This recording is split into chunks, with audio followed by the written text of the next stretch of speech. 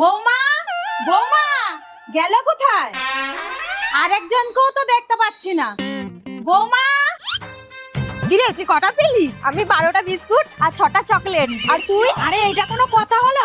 সকালবেলা 2 ভোর এক বউ বাড়িতে থাকবে না।